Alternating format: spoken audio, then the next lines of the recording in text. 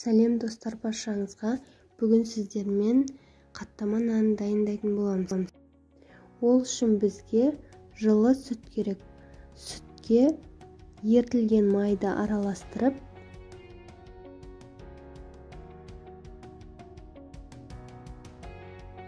оның үстіне шекерімізді қосып, құрғақ аштығымызды салып, татымына қарай тұз салып, жақсылап араластырамыз.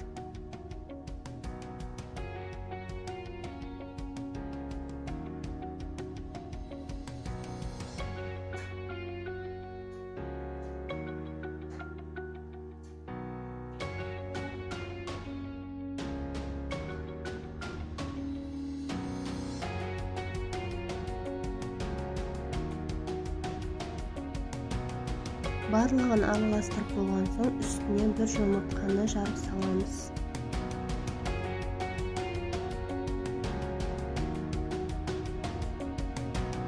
Барлығын араластырып болған соң, үстіне жаймен ұнды салып, жұмсақ етіп қамырлаймыз.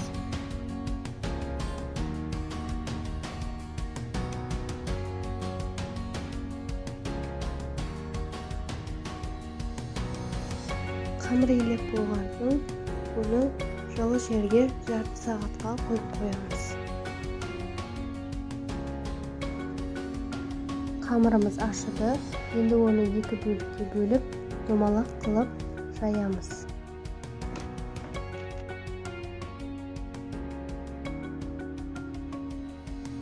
Қамырды жайып болған соң, үстіне ерітілген майды жағып шығамыз.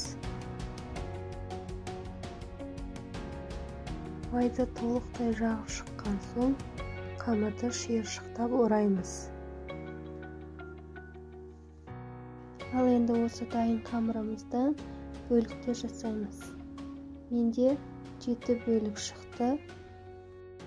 Осы бөліктерімізді жеке-жеке жайып аламыз да, отқа табамызды қойып қыздырамыз. Енді қаттамаларымызды аздаған май құйып пісіреміз.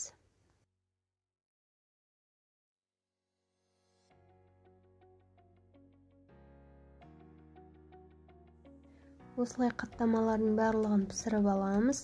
Менің қаттамаларым дайын болды. Балаларыма қатты ұнады. Сіздерге де ұнайды деген ойдамын. Жасап көруге кеңес беремін.